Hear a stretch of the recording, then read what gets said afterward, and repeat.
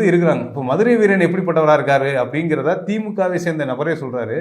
அவர் வந்து முழு சங்கிதான், அவர் ஆர்எஸ்எஸ்னுடைய கையாளு அப்படின்னு சொல்லி அவரே வந்து பேசுகிறாரு. ஆனால் இதை வெளியில் வந்து பேசுவாரானா பேச மாட்டார். ஆனால் கூட்டமைப்புக்குள்ளே அந்த கூட்டத்துக்குள்ளே பேசுகிறார்.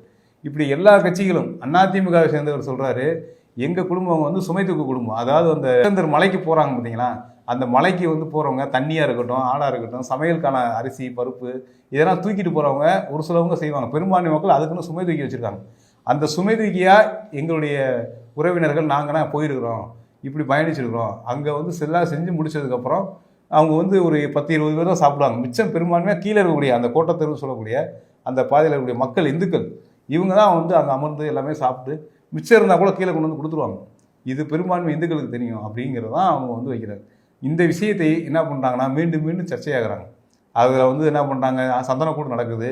அந்த சந்தனக்கூடில் கூட இவங்க இஸ்லாமியர்களை சேர்ந்தவர்கள் அதில் ஒரு தவறு இணைக்கிறாங்க. என்ன தவறு இணைக்கிறாங்கன்னா, உடனடியாக இவங்க ஆளை தூக்கி போய் நாங்கள் வெட்டியே தீர்வோம்னு சொல்லி ஒரு விஷயத்தை வந்து முன்னெடுக்கிறாங்க.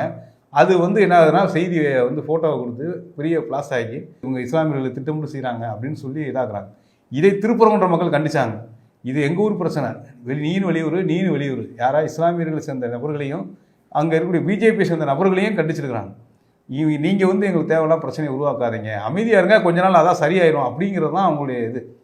அப்போ இது அந்த பிரச்சனையை பெருசாகிறாங்க. அப்புறம் வந்து நவாஸ்கனி வர்றாரு உள்ள. நவாஸ்கனி வந்து என்ன பண்ணுறாரு, சாப்பிட்டு போனதை பிரியாணின்னு சொல்கிறாங்க.